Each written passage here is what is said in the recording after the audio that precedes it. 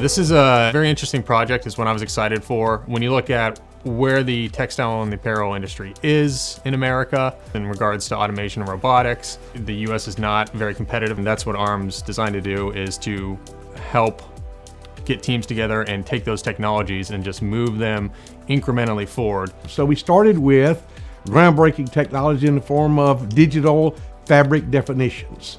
So Black Swan Textiles created for us one of the very first images of what digital fabric actually looks like, down to the yarn level. Our focus in this project was to digitize fabric to enable the technology for grippers to be able to pick it up.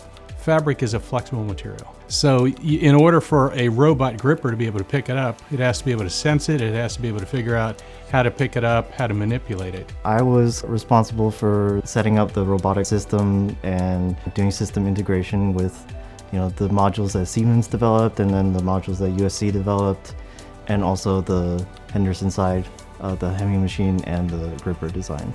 It's very easy to set up a single arm system. I kind of had to figure out how to set up a dual arm system. That was new ground for, I guess, everyone involved. There's a lot of moving parts to it, and getting everything synced up to, not hit each other was a lot of work, and picking up the soft garment was way harder than we could have ever imagined. We developed an AI and machine vision pipeline in order to localize and pick up the t-shirt.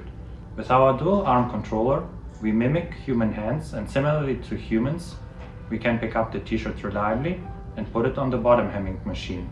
We had to develop specialized technology for end-of-arm tooling.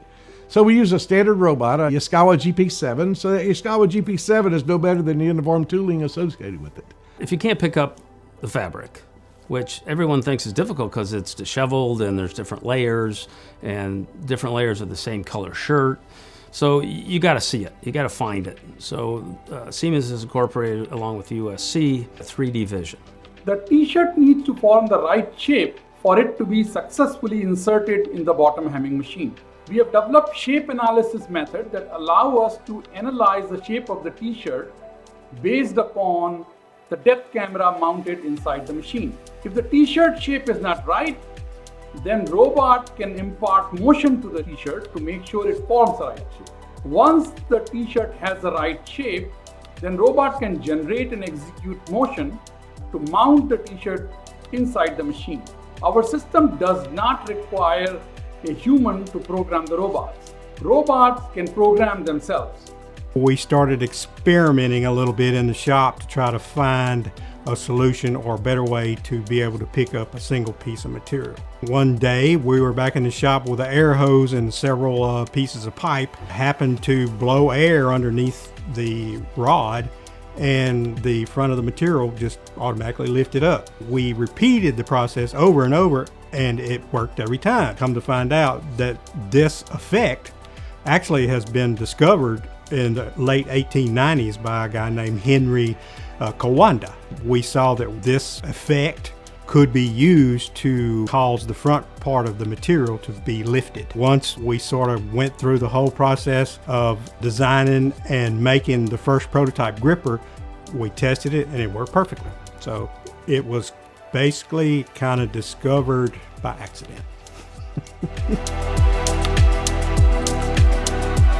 Probably one of the biggest breakthroughs of this project is the development of the Kawanda gripper. The fact that we had to invent something for this, something that's going to be, I think, very successful in the future and utilized, is just really kind of invigorating. Robotics is still in its infancy in the textile industry. However, it has a lot of potential to increase the degree of automation of this industry. The success of this project wasn't just that we can bottom hem a t-shirt. It's that this is a core capability that's been developed. It enables us to make in the USA, but more importantly, rather than where we make, it's how we make it that we're addressing.